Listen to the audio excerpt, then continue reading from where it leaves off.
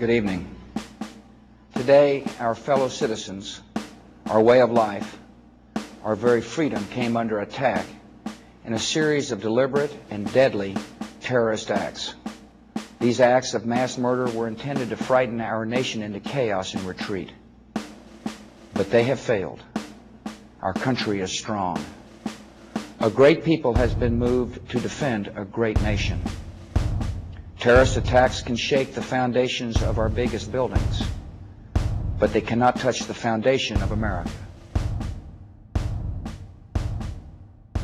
I think 2001 profoundly affected everybody, including the press in the United States of America. I think that it was then that ugly canard of either you're with us or against us, either you're with us or you're unpatriotic. I think it had an effect on the press psychologically as well. And therefore, when the administration said that it was going to war in Iraq, there were very few questions, if any, raised. There are and have been notable exceptions, but even the people who tried to raise the warning flag were pretty much slapped down. The mood of the country was to follow the administration no matter where.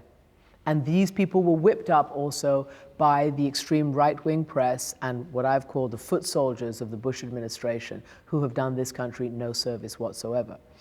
And who have created a chilling effect amongst the press, certainly in the lead up to the war. I've said that before, I'll say it again, it's the truth. The press enabled that war. We were part of the enablers. The Bush administration made a decision, and the decision was to be efficient, unfortunately at the expense of being effective.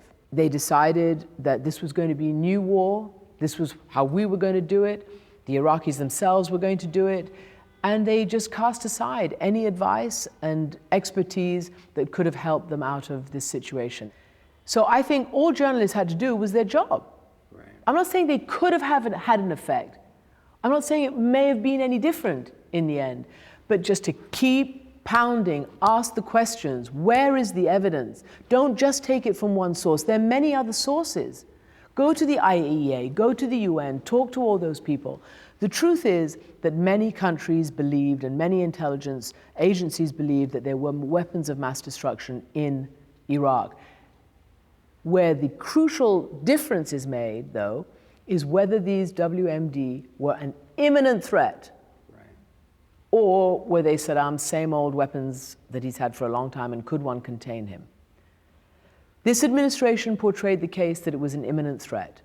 But what the reporters needed to do, what we needed to do, was just keep asking the questions about the imminent threat.